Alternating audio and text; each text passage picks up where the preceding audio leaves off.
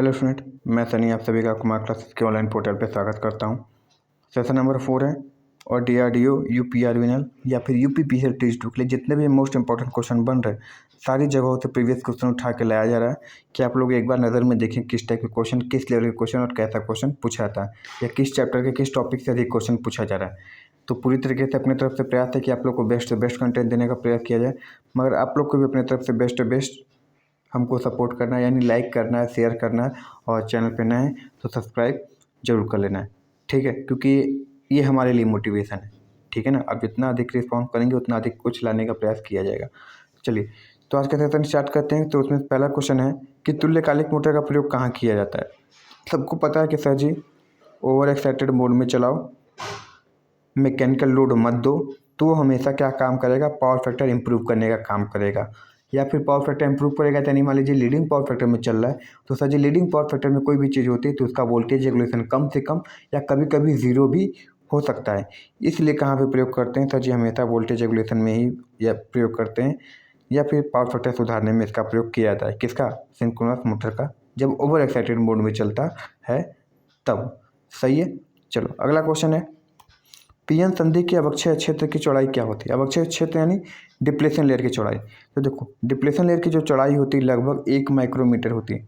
Depletion layer क्या होता है सर जी? डिप्लेशन लेयर वही होता है जो हमेशा जंक्शन पे बनता है, जिसके कारण क्या होता है सर जी, बैरियर पोटेंशियल आता है, जिसके कारण क्या होता है सर जी, करंट या फिर मेजॉरिटी इलेक्ट्रॉन या होल्स जंक्शन को पार नहीं कर सकते हैं, जिससे कंडक्शन करंट कम हो जाती है और जो लीकेज करंट है वो बढ़ जाती है। या फिर एक तरीके से कहें तो माइनॉरिटी चार्ज की करंट, जो भी करंट होता है जिसको अल्पसंख्यक कहते हैं, उसके द्वारा धारा के प्रभाव में क्या होता है, तुम्हारी अधिकता आती है। तो हमेशा डिप्लेशन लेयर क्या करता है, नुकसान ही पहुँचाता है। ये अलग बात है कि फॉरवर्ड बायस में डिप्लेशन लेयर चौड़ा नहीं होता है और रिवर्स बायस में काफ़ी ज़्यादा चौड़ा हो जाता है, ठीक है। तो ये सब सारी बातें याद रखनी है। चलो नेक्स्ट क्वेश्चन देखते हैं। चलो ये तो अभी सुबह की क्लास है, ऑफलाइन बैच, उसमें चला है कल वाली, ठीक है ना। चला क्या था कि ताप का उपकरण विद्युत धारा के किसके सिद्धांत पे काम करता है। जूल्स ने समझा दिया था किसके सर जी, हीट के। किसके? हीट के। और हीट बराबर पता है होता क्या है, आई स्क्वायर, ये RMS मान है जी, इसको याद रखना, IRMS R/T। तो किसके है, जो विद्युत धारा किसके समानुपाती है तो जो ऊष्मीय प्रभाव के समानुपाती होता है, ठीक है, इसको याद रखना। जो कि एक तरीके से कहते हैं थर्मो इलेक्ट्रिक इफेक्ट भी बोलते हैं, थर्मो इलेक्ट्रिक इफेक्ट। सही है ना। चलो अगला क्वेश्चन देखते हैं। एक विद्युत संकर्षण दृष्टिधारा श्रेणी मोटर का उपयोग किसके कारण किया जाता है। यानी तुम एक ट्रैक्शन प्रयोग कर रहे हो यानी फिर लोकोमोटिव चला रहे हो तो तुम लोकोमोटिव में DC सीरीज मोटर का ही प्रयोग क्यों किए। तो सर जी सिंपल सी बात है, DC सीरीज मोटर के प्रयोग हम भी जानते हैं, मेरे पापा मेरे दादा सभी लोग जानते हैं कि सर जी DC सीरीज मोटर की स्टार्टिंग टॉर्क बहुत ज़्यादा होती है, इसलिए हम उसका प्रयोग करते हैं। तो किस लिए करते हैं, उच्च प्रवर्तन बलागुण यानी हाई स्टार्टिंग टॉर्क के कारण ही क्या होता है, अधिकतर हम उसका प्रयोग करते हैं, ठीक है। और बाकी खर्च वर्च तो बात की चीज़ें, स्पीड बात की चीज़ें। सबसे पहले हाई स्टार्टिंग टॉर्क देख सकते हो, पेट का एग्जाम देने गए होगे जो देखे होगे कि कितना ज़्यादा उसमें क्या होता है, कितने सब लदे हुए थे, तब भी ट्रेन क्या कर ले रहा है, उसकी स्टार्टिंग टॉर्क अच्छी होने के कारण वो क्या कर ले रहा है, खींच ले रहा था। सही है ना। चलो आगे देखते हैं। एक सामान्य आधार विन्यास यानी कॉमन बेस है। कॉमन बेस का क्या है, कॉन्फ़िगरेशन हुआ है, उसमें धारा प्रवर्ध में गुणा, यानी कॉमन बेस में दो धारा होता है, कैसे दिखाते हैं, अल्फ़ा से। यानी अल्फ़ा का मान कितना दिया हुआ है, 0.9 दिया हुआ है। उत्सर्जक धारा यानी एमीटर IE का मान कितना दिया हुआ है सर, 2 मिली एम्पियर दिया हुआ है। क्या निकालना है, आधार करंट यानी IB का मान निकालना है। किसका सर, IB बराबर क्या, कोई दिक्कत नहीं, तो पहले I से निकाल लो। तो हमको पता है कि अगर ये किसकी है, कॉमन बेस की बात हो रही है, तो हमको पता है अल्फ़ा बराबर क्या हो जाएगा, कॉमन बेस बराबर क्या हो जाएगा सर जी, IC/IE, IC/IE। अल्फ़ा पता है तुमको, IE पता है, दिखे ना, अल्फ़ा IE दिया, यहाँ से IC निकाल लो। जब IC निकाल लोगे तो तुमको IC/IE दोनों मिल गया, तुमको IB निकालना है। तो तुमको पता है कि IE बराबर IB प्लस IC। तो IC तो निकाल ही लो यहाँ से, अब IE निकाल दो माइनस करके। तो यहाँ पे आंसर क्या हो जाएगा तुम्हारा, option number A 0.2 milliampere सही हो जाएगा। इसी तरीके से सवाल पूछेंगे इलेक्ट्रॉनिक्स रहेगा तब भी, मगर पढ़े होना चाहिए ना। इजी सवाल पूछेगा, इलेक्ट्रॉनिक से तब भी, मगर पढ़ ही रहो पहले से, तब इजी लगता है कोई भी चीज़। ठीक है ना। चलो, 2 बार प्रतिरोध श्रृंखला में जोड़ा गया, 2 बराबर मान के प्रतिरोध श्रृंखला में जोड़ा गया है, तो यानी पहला का मान कितना रहा होगा? सर जी पहला 400 रहा होगा, और जो दूसरा है वो भी कितना रहा होगा सर जी? 400 रहा होगा, तभी ये कहानी है। अब यही 400 400 किस में दे दिया है? समानांतर में जोड़ो। तो 400 400 समानांतर में जोड़ोगे तो कुछ नहीं होगा, केवल 200 ओम का आंसर आ जाएगा। कितना आएगा? 200 आ जाएगा, क्योंकि हाफ हो जाएगा ना, तो 200 आंसर आ जाएगा। सही है। चलो अगला क्वेश्चन, ओम के नियम के अनुसार क्या होता है? कुछ नहीं, फलाना ही ढिमकाना होता है, यानी V बराबर IR होता है। तो I क्या हो जाएगा? I बराबर V/R हो जाएगा। अब साफ साफ देख सकते हो, परिपथ में धारा किसके व्युत्क्रमानुपाती है? तो सर जी परिपथ में धारा R के व्युत्क्रमानुपाती है, और जहाँ पे भी व्युत्क्रमानुपाती होता है तो एक बढ़ता है तो दूसरा घटता है, इसलिए प्रतिरोध भी सही आंसर है। ठीक है। अब आगे चलो, सेशन पसंद आए तो लाइक और शेयर कर दो जी, पूरा क्वेश्चन कराने का प्रयास किया जा रहा है। चलो क्वेश्चन क्या है, किस संवाहक पदार्थ की तुलना में बिन संवाहक पदार्थ में क्या होता है? संवाहक मतलब कंडक्टिंग मटेरियल, ये इंसुलेटिंग मटेरियल। तुम तो जानते हैं कि इंसुलेटर में सर क्या होना चाहिए? सर जी इंसुलेटर में R की वैल्यू बढ़ा दो, G की वैल्यू घटा दो, और कंडक्टर सॉरी या फिर रो की वैल्यू बढ़ा दो, इसकी वैल्यू घटा दो, यही होता है कंडक्टिविटी ना। और प्रतिरोध में सॉरी ये जो कंडक्टर है, कंडक्टर में जस्ट इसका एरो सब उल्टा बना दो। ठीक है। तो क्या आंसर होना चाहिए इसके से? तुमको पता है कि सर जी उच्च प्रतिरोधकता, तुम देख के बता सकते हो यहाँ से क्या होना चाहिए? सर जी उच्च प्रतिरोधकता होनी चाहिए और निम्न चालकता, उच्च प्रतिरोधकता सॉरी उच्च प्रतिरोधकता निम्न चालकता होनी चाहिए। ठीक है, ये वाली कहानी याद रखना। विंद वाक मतलब इंसुलेटर की बात होती है।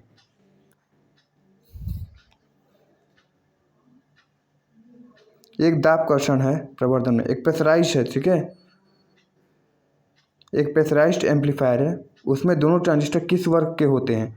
तो जो दोनों ट्रांजिस्टर होते हैं तुम्हारे क्लास बी एम्पलीफायर। ठीक है, क्लास बात करें तो क्लास बी एम्पलीफायर। ठीक, क्लास बी एम्पलीफायर की खासियत देखो क्या होता है। क्लास बी एफिशिएंसी की बात करें तो लगभग 50 से 78.5% तक की एफिशिएंसी होती है। ठीक है, साइकिल का एंगल देखें तो साइकिल का एंगल कितना होता है सर जी? 180 डिग्री का होता है। ठीक है, इतना चीज़ याद रखना है। सही है ना, 180 डिग्री कंडक्शन मोड में होता है और एफिशिएंसी इतनी होती है। सही है, तो वो होता क्या है हमारा? क्लास बी ही होता है, क्लास बी की ही बात कर रहा है ये। ठीक है, जो दोनों ट्रांजिस्टर होते हैं प्रेशराइज्ड एम्पलीफायर में, वो क्लास बी में ऑपरेट होते हैं। क्लास बी में होता है, 4 होते हैं ना, ए होता है, बी होता है, सी होता है और ए बी होता है। ठीक है, ये चीज़ रखना है। A 360 degree, B 180 degree, A B 360 से 180 के बीच में। ठीक है, और जो सी होता है 180 से भी कम हो जाता है।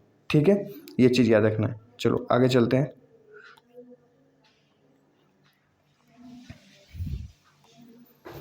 जब मोटर प्रत्यावर्ती धारा एसी आपूर्ति पर चलता है, यानी ठीक है कोई दिक्कत नहीं, एसी पे चलता है, तो आर्मेचर में उपस्थित प्रतिघाती वोल्टता को कम करने के लिए यूनिवर्सल मोटर में, सर्वात्रिक मोटर मतलब यूनिवर्सिंग मोटर में किस वाइंडिंग का उपयोग किया जाता है? देखो नॉर्मल से हमको पता है कि यूनिवर्सल मोटर एसी और डीसी दोनों पे दांत दिखा सकता है। ठीक है, एसी हो चाहे डीसी दोनों पे चल सकता है। अच्छा, जब एसी पे चलता है तो इसमें क्या होता है कि रिएक्टेंस वोल्टेज आता है। क्या आता है? रिएक्टेंस वोल्टेज, बहुत बार बता चुके हैं। प्रतिकारी विभव आता है, जिसका काम क्या होता है? कम्यूटेटर पे स्पार्किंग जनरेट करने का काम करता है, क्योंकि कम्यूटेटर पे भी क्या होता है? प्लस करते हैं, तो उसी कारण क्या है कि वोल्टेज जनरेट होता है, जिसको प्रतिकारी वोल्टेज बोलते हैं, और उसी कारण क्या होता है? कम्यूटेटर पे स्पार्किंग जनरेट होता है। तो अगर हमको स्पार्किंग कम करना है कम्यूटेटर पे, ठीक है, तो हमको क्या करना पड़ेगा? इस वोल्टेज को भी कम करना पड़ेगा। और ये वोल्टेज कम कैसे होता है? एक वाइंडिंग का प्रयोग करके, जिसका नाम है कंपनसेटिंग वाइंडिंग। क्या? कंपनसेटिंग वाइंडिंग एक नाम है, जिसमें क्या होता है, जिस दिशा में आर्मेचर में करंट जा रहा है, जस्ट उल्टी दिशा में इसमें करंट बहाकर हम क्या कर सकते हैं? अपोजिट दिशा में वोल्टेज जनरेट करते हैं, जो कि किसके बराबर होता है? रिएक्टेंस वोल्टेज के। और ये दोनों आपस में क्या होते हैं? कैंसिल आउट हो जाते हैं। इसलिए प्रतिपूरक वोल्टेज का प्रयोग किया जाता है, जिसको क्या बोलते हैं, कंपनसेटिंग वाइंडिंग भी कहते हैं। ठीक है, चलो अगला क्वेश्चन, ये तो इजी है जी। भी दिया है, आर दिया है, तुमसे आई का मान पूछा है, तो आई बराबर B by R is equal to 50/10 is equal to 5 ampere is equal to option D. सही हो जाएगा, सही है। चलो आगे बढ़ते हैं। लैंप की दक्षता, लैंप की दक्षता किस में दिखाता हूँ, कोई चक्कर वाली बात ही नहीं है। ल्यूमेन पर वाट, ल्यूमेन किसकी इकाई है, तो सर ल्यूमेन इकाई है हमारी किसकी, ल्यूमिनस फ्लक्स की। ठीक है, ल्यूमिनस फ्लक्स की इकाई क्या होती है, ल्यूमेन होता है, और इल्यूमिनेशन की इकाई लक्स होती है। ठीक है, ल्यूमिनस इंटेंसिटी की इकाई कैंडेला होती है। ये सब सारे पॉइंट याद रखो, इसलिए ऑप्शन क्या हो जाएगा, डी सॉरी सी सही हो जाएगा। सही है ना। चलो अगला क्वेश्चन, क्या क्वेश्चन पूछा है, दो क्रमागत फेरों के बीच की दूरी, कोई दिक्कत नहीं, एक फेरा एक कॉइल ये है, फिर क्या दूसरा कॉइल ये है, तो इनके बीच की जो दूरी कहलाती है उसको क्या बोलते हैं, इसी को तो बोलते हैं कॉइल पिच। कॉइल पिच बोलो या बाइंडिंग पिच बोलो, दोनों को एक ही नाम से जानते हैं, कॉइल पिच बोलो या फिर बाइंडिंग पिच बोलो, दोनों का एक ही नाम है, मतलब एक ही चीज़ को बोलते हैं। ठीक है, जिसको वाई से दिखाते हैं, तो इसको याद रखना। क्रमागत मतलब जस्ट अगल बगल वाले की बात हो रही है, नहीं कि एक तो पहला नाप लिया तो फिर चौथा चले गए, गलत हो जाएगा।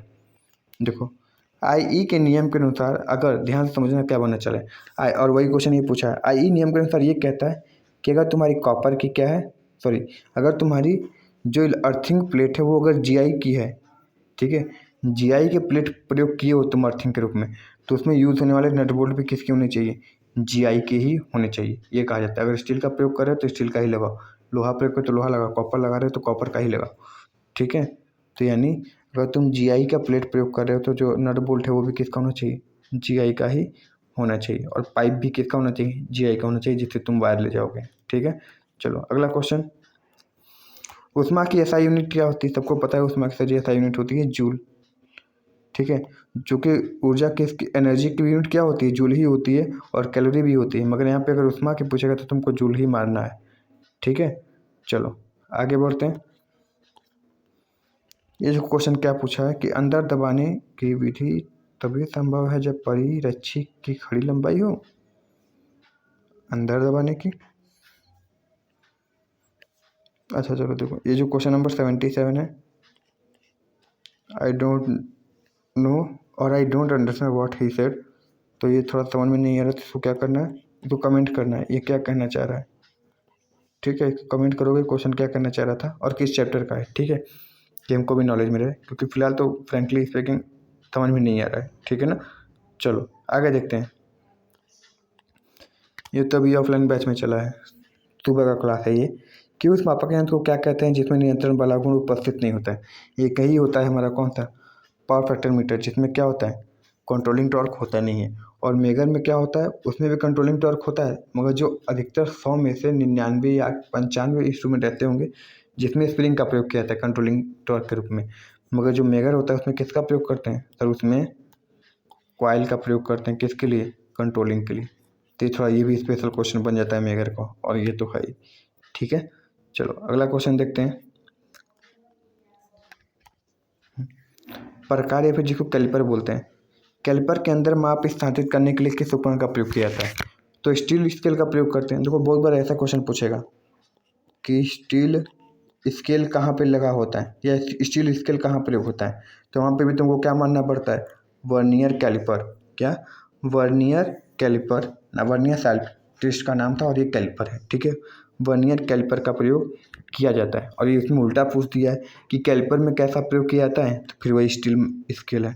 ठीक है, दोनों क्वेश्चन सेम ही है, मगर एक को क्वेश्चन को आंसर बना दिया और इसमें आंसर को क्वेश्चन बना दिया। सही ना, याद रखना। अब ये पश्च प्रकार कुछ नहीं होता है। ठीक है, बस याद रखना कैलिपर जो होता है स्टील स्केल का ही प्रयोग होता है। सही है ना, चलो आज का लास्ट क्वेश्चन है कि एक ट्रांजिस्टर प्रवर्धक में उत्सर्जक उपमार्गी संधारित्र का प्रयोग क्यों किया जाता है। देखो उत्सर्जक मतलब एमीटर की बात करें तो पहले देखो एक होता है कॉमन एमीटर। कॉमन एमीटर से क्या होता है सर जी, वोल्टेज बढ़ाने का काम करता है, करंट बढ़ाने का काम करता है, जिससे पावर भी बढ़ ही जाता है ठीक ठाक। ठीक है, तो कम्यूटेटर क्या होता है, वोल्टेज पावर ये सब गेन के लिए अच्छा होता है। और इसका जो साइकिल होता है वो 180 डिग्री बस केवल आउट ऑफ फेज होता है। यही एक मत ऐसा है जिसका phase degree out of phase होता है। ठीक है, इसको याद रखना है। और जो कॉमन मीटर होता है वो किसके लिए प्रयोग होता है, तो इम्पीडेंस मैचिंग के लिए कॉमन कलेक्टर का प्रयोग किसके लिए करते हैं, इम्पीडेंस मैचिंग के लिए करते हैं। तो इसमें देखो वही पूछा कि जो कॉमन मीटर वाले ट्रांजिस्टर है उसमें संधारित्र का प्रयोग क्यों किया जाता है। तो संधारित्र का प्रयोग केवल इसीलिए किया जाता है कि वो जो संकेत को एम्पलीफाई किया था या फिर जो सिग्नल यानी जो धारा को एम्पलीफाई किया था उसको ले जाने के लिए हमको कम रिएक्टेंस की जरूरत पड़ी, क्योंकि कम रिएक्टेंस होगा तो ज़्यादा से ज़्यादा करंट आसानी से फ्लो हो जाएगा। इसलिए हम क्या करते हैं, प्रत्यावर्तित धारा प्रवर्धित यानी एम्पलीफाइड एसी करंट के सिग्नल को आसानी से निम्न प्रतिघाती सर्किट से आसानी से एक जगह से दूसरी जगह क्या कर सकें, सप्लाई कर सकें, इसलिए प्रयोग किया जाता है। ठीक है, तो आई होप सेशन पसंद आया होगा। सेशन पसंद है तो इसको देखो फिर शेयर मोटिवेशन का ध्यान रखो। इसको क्या करो, लाइक शेयर और सब्सक्राइब जरूर कर दो। इसको लाइक करो, शेयर करो और सब्सक्राइब करो। ठीक है, जिससे हमारा मोटिवेशन बनता है और डेली से वीडियो लेकर आते रहें। ठीक है ना, चलो मिलते हैं नेक्स्ट वीडियो में। Thank you very much and all the very best.